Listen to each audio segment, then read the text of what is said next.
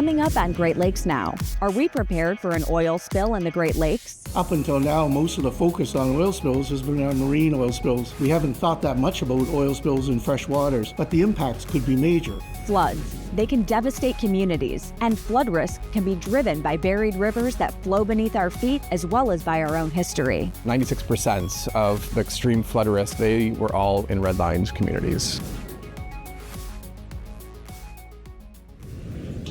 This program is brought to you by the Fred A. and Barbara M. Erb Family Foundation, the Charles Stewart Mott Foundation, Richard C. Devereaux Foundation for Energy and Environmental Programs at Detroit PBS, Polk Family Fund, DTE Foundation, and contributions to your PBS station from viewers like you. Thank you. Hi, I'm Anna Seisling. Welcome to Great Lakes Now. The Great Lakes are a source of drinking water for millions of people, so a major oil spill could be disastrous. Are we ready to deal with one?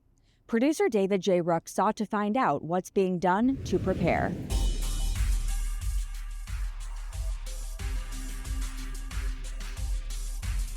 In September of 2023, the U.S. Coast Guard was in the Straits of Mackinac, along with partners from the U.S. Navy and specialists in spill response, testing their oil spill preparedness in the event of a worst-case scenario. Rob McClellan is with the Navy's Supervisor of Salvage, or SUPSALV, which maintains much of the response equipment deployed by the government during a spill. We are doing a joint training exercise with the Coast Guard on open water oil spill collection equipment. What we brought was a current buster, and what it's used for is open ocean spills. They were used extensively in the Deepwater Horizon spill and was able to be attached to a vessel, in this case a Coast Guard 225. This exercise isn't just about equipment. It's about rethinking response strategies and exploring what's at stake in a freshwater spill, where threats are unique and the stakes are high. It is definitely a different operational environment, and it caused us to rethink actions and operations that we probably had taken for granted in the ocean, and now we have to rethink about how those deployments are going to be done here. Most spills happen in salt water, so skills and experience needed to respond in a freshwater environment are thin by comparison. And unlike the ocean, the Great Lakes are a source of drinking water for millions of people. Additionally, unique economic, cultural, and environmental considerations make freshwater response in the Great Lakes a daunting challenge on multiple fronts. U.S. Senator Gary Peters became aware of these challenges after the 2010 Deepwater Horizon spill in the Gulf of Mexico. What if this happened in the Great Lakes? I had the Commandant of the Coast Guard testify before my committee, and I asked him how confident was he that they could clean up a major oil spill in the Great Lakes. And he was very clear that he is not confident at all. He says the techniques aren't there, the training isn't there, and he would not feel comfortable with a major oil spill. It was 2017 when Admiral Zukampft, then Commandant of the U.S. Coast Guard, confirmed the senator's worst fears. I cannot state with any degree of reliability that we have the technology right now to be able to recover that and mitigate that before it would truly cause downstream and environmental harm. It's certainly my hope that we can continue to work together and perhaps look at how we can marshal resources in public-private partnerships, as well as involving the academic community to do more research on oil spill cleanup in the freshwater setting, because unfortunately we're likely to be confronted with these incidents, and they may increase with time. Following these revelations, Senator Peters pushed legislation to address these gaps, which resulted in the establishment of the Great Lakes Oil Spill Center of Expertise. Led by the U.S. Coast Guard, with partners in research and industry, the center would focus solely on the science and strategies needed to better understand freshwater spills. We were able to get legislation in and passed to create this Center of Expertise. And what they're going to do is learn more and train more to be prepared to clean up spills in freshwater, and in particular here in the Great Lakes. Jerome Popeil, the Incident Management and Preparedness Advisor for the Coast Guard's 9th District in Cleveland, explains how the new center coordinates with other agencies to strengthen preparedness, specifically in the Great Lakes. Senator Peters engaged with our Coast Guard headquarters and came up with a plan to have this Great Lakes Center of Expertise to basically target the need for science, technology, testing, and evaluation of oil spill response tactics in freshwater. What they did was first interview who's who in the zoo of preparedness, response, research and development internationally. So they talked to Coast Guard and EPA, talked to state, talked to tribes, county EMAs, talked to NOAA, essentially all the partners that we typically work with in spill preparedness and response. Lieutenant Commander Kip Pace leads the new Center of Expertise, located on the campus of Lake Superior State University. The Coast Guard's Great Lakes Oil Spill Center of Expertise is wholly devoted to this mission. We can work with industry in a more collaborative way to talk best practices for everyone who's doing this mission. We can talk to our industry partners, academia, and the things that we find, recommendations that we have, can be enacted in Coast Guard policy immediately.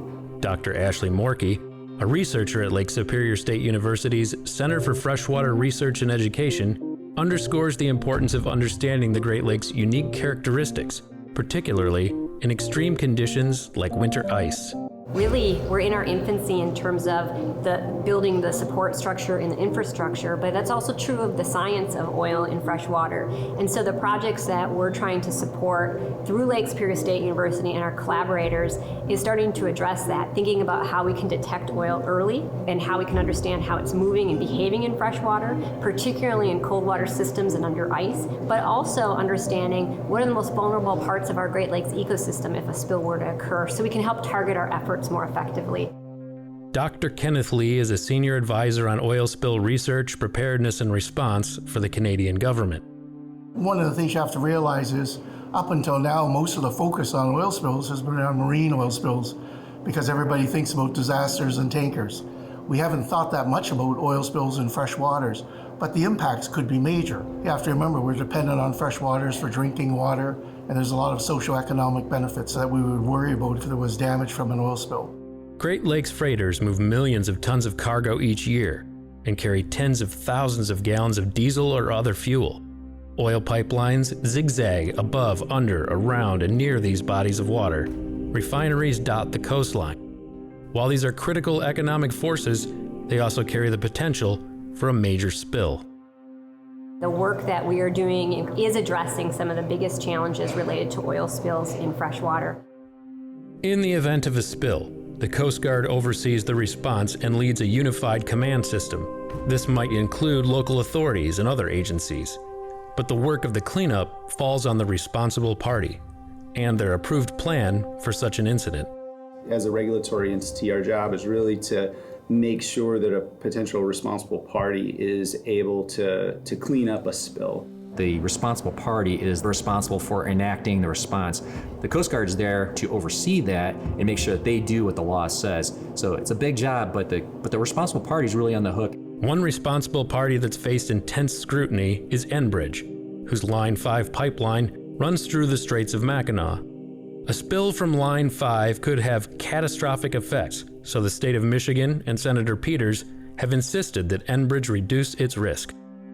In response, Enbridge has invested millions into its safety operation in the Straits. This is the Operations Center watch room. The biggest threat to our pipeline is an anchor strike, and we were specifically built for protecting the pipeline from anchor strikes or any damage from passing ships, and we maintain a watch 24/7. The Coast Guard established this regulated navigation area so that people do not anchor in the vicinity or near the pipeline. Through the Operations Center, Enbridge helps enforce safe transit of the Coast Guard's special navigation area near the pipeline, automated notifications to vessel traffic, and constant monitoring by staff, including many former Coast Guard, ensure no one enters the area while unknowingly dragging an anchor.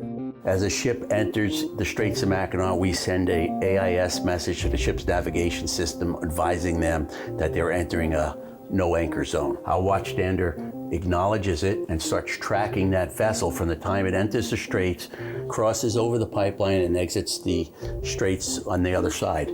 If there is an unsafe condition, our watchstander is empowered to call the Enbridge Control Center and initiate a shutdown of the Line 5. Shipping companies are also responsible parties, so like Enbridge, they're required to have an approved response plan, which lays out how a responsible party will take action in the event of an emergency or spill. Interlake Steamship Company operates the largest privately held U.S. flag fleet on the Great Lakes. If a spill were to occur, A responsible party like Enbridge or Interlake might play a role in responding, but most often, this work is done by an oil spill removal organization, or OSRO, under contract with the responsible party. One OSRO that works with both Interlake and Enbridge is Marine Pollution Control. Bill Hazel is the company's president. Response is built in the United States as a partnership between responsible parties, regulatory bodies, in their case the Coast Guard, and then response organizations such as Marine Pollution Control. It all comes down to what people put into the plan. What Interlake would do on any kind of incident that they have is they open the book. So it's extremely regimented. It starts from their plan, which identifies the procedures and protocol for calling out all the response agencies and the parties that need to be notified. Katie Wells is Interlake's environmental officer. It's called activating your plan. In fact, Coast Guard will say, have you activated your plan? Our master is a board, so they are in charge. They are given the authority of this vessel, of the people on it. They are the ultimate command. And their job is to make that phone call to our designated person ashore. I'm getting notified immediately. I'm contacting our OSRO. Rachel Wellman understands that the responsible party is most often the first to be on scene in the event of a spill. With expertise gained in her previous career as a commissioned officer in the Coast Guard, she now coordinates Enbridge training and response exercises. We have an incident management team that focuses on the overall management and coordination of incidents, and then we have what we call field response teams deploying equipment if there ever is an incident. We do that to optimize response times in the event that there is an incident. In most cases, though, the bulk of the response will come from an OSRO. We don't own skimmers. We do own boom and different immediate spill response equipment that we can immediately deploy in the event that we were to have an incident. But I'm relying on Marine Pollution Control to provide me with the skimmers and the educated personnel that know how to watch for the currents and the wind conditions and take all these other factors into place to give us the best possible outcome. What you have to have is open-minded, appropriately motivated people that want to do it the right way, that we're all interested in forwarding that response network. At a recent ceremony to officially commission the Great Lakes Center of Expertise, Captain Justin Peters, the United States Coast Guard's Deputy Director of Emergency Management, spoke about the work being done and the work ahead for the center. In the 2 short years since the crew's been here in place, they've accomplished a great deal. They've acquired cutting-edge, uncrewed systems, developed training and deployment protocols that have improved oil spill response capabilities throughout the Great Lakes region, and those are exportable too. For all its focus on spill and emergency response, the U.S. Coast Guard can make no judgment call on the merits of oil-related products or infrastructure on or near the Great Lakes. Their job is simply to know that it's there and how best to respond to a worst-case scenario. What we do know, transportation and use of these products is demanded by our current way of life. Until there is significant change of course in that regard, spills remain an accepted risk. What keeps me up at night is certainly what we call an all hands on deck event, and that would be the catastrophic incident. I can sleep at night because I know that we've done our due diligence and done our best to be as prepared as we can. But if you say what keeps me up at night is the fact that these things can still happen.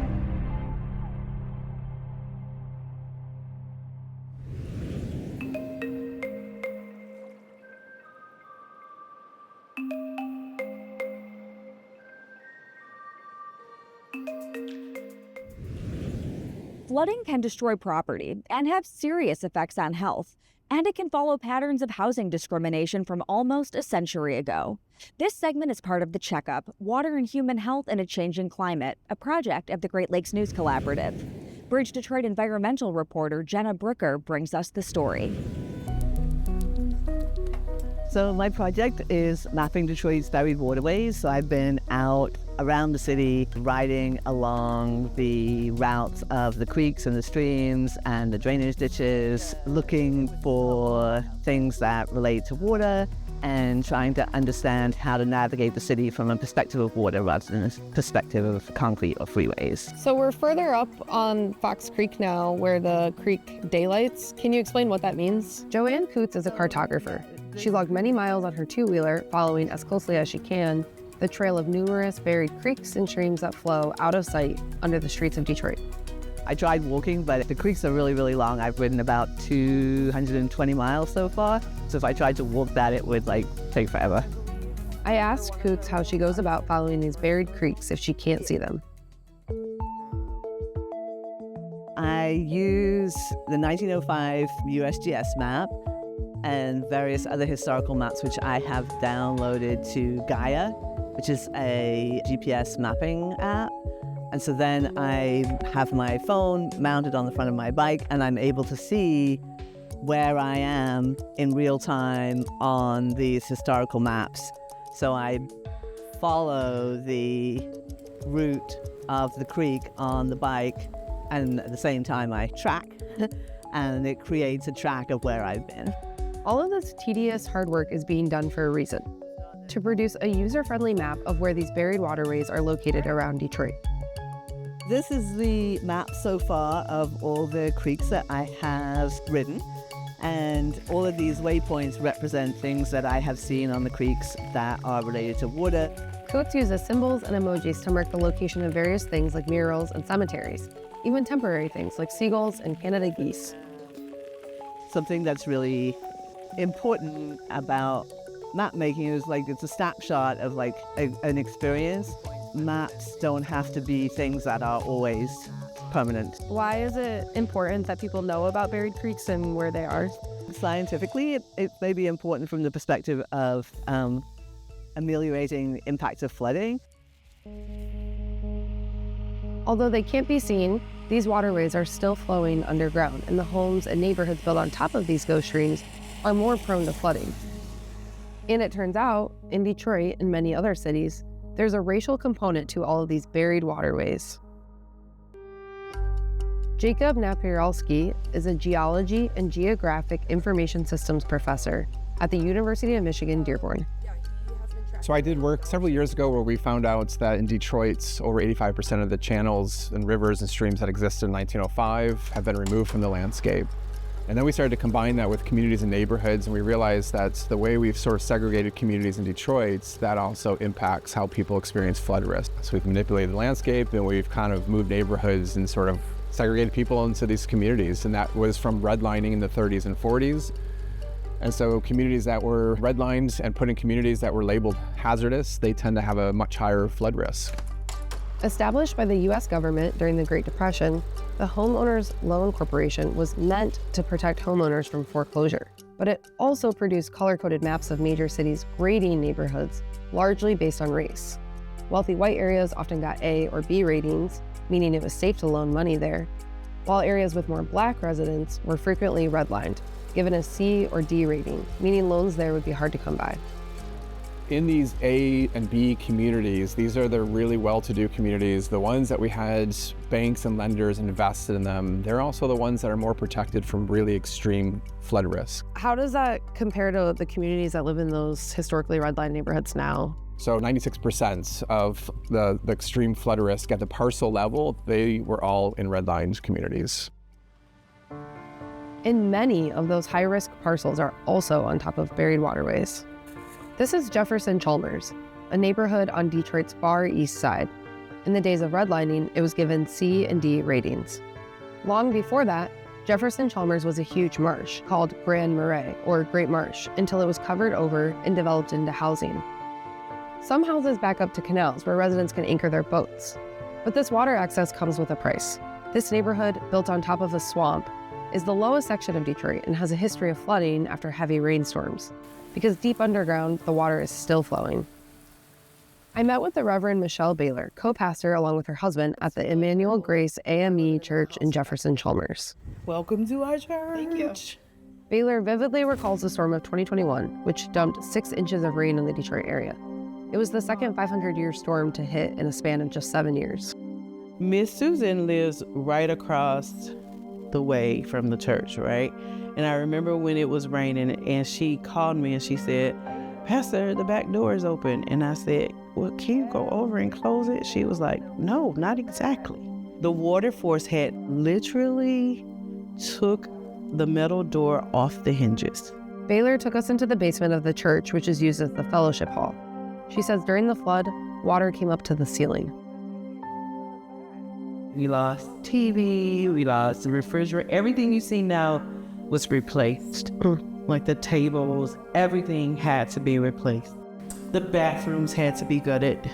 So all of the bathrooms have been redone.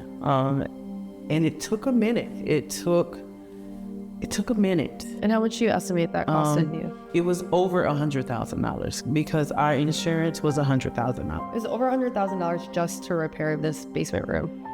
And it wasn't just the church. The entire neighborhood was flooded. I can't find the right words to say how impactful it is.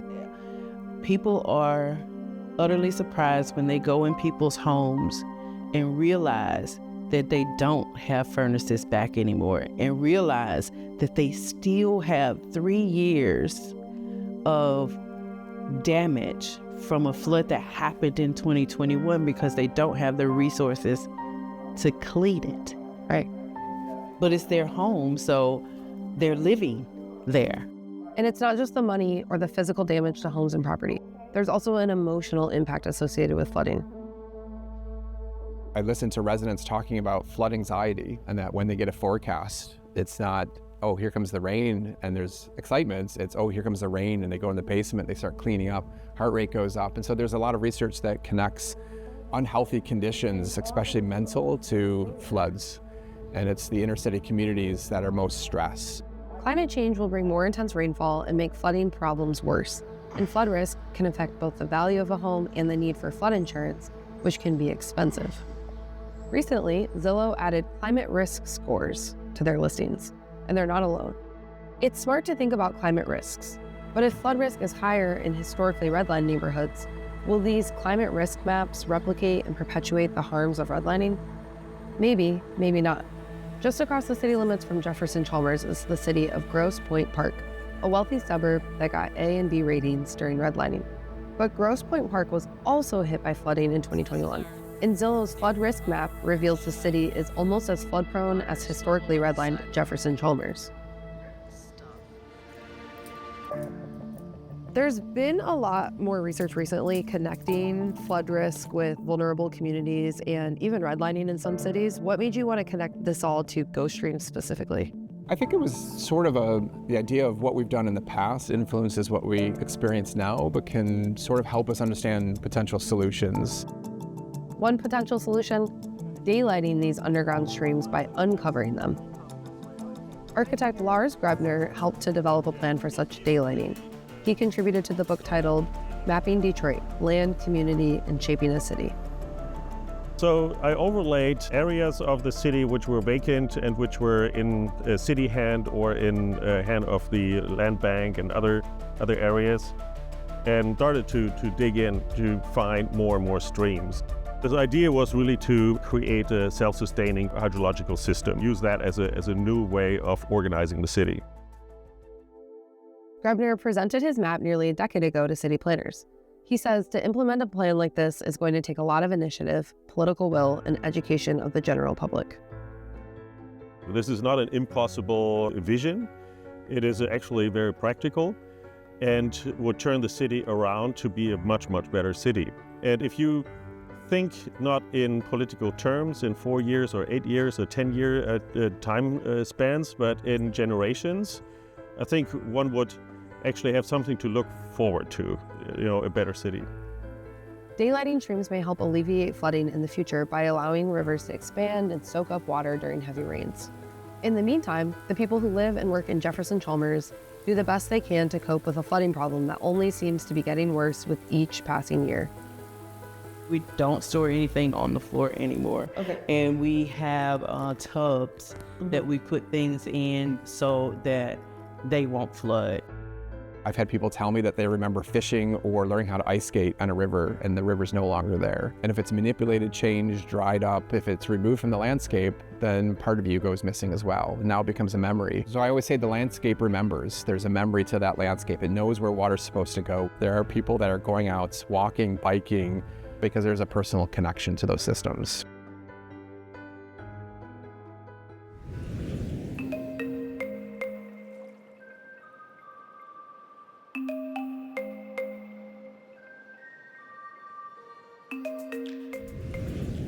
Park rangers protect wildlife and help park visitors make the most of their experience. Is it your dream job? Great Lakes Now contributor Ian Solomon talked with a ranger from Isle Royale National Park to find out.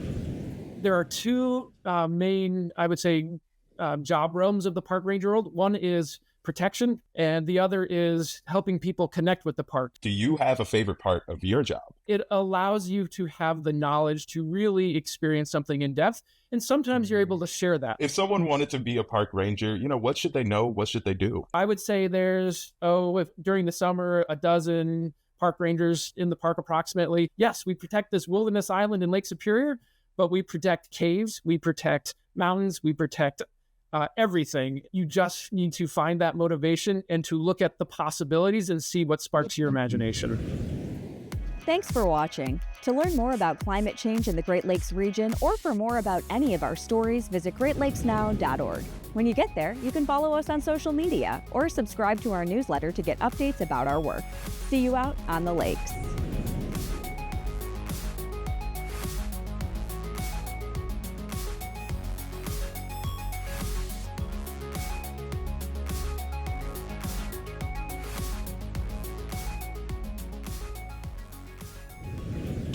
This program is brought to you by the Fred A. and Barbara M. Erb Family Foundation, the Charles Stewart Mott Foundation, Richard C. Devereaux Foundation for Energy and Environmental Programs at Detroit PBS, Polk Family Fund, DTE Foundation, and contributions to your PBS station from viewers like you.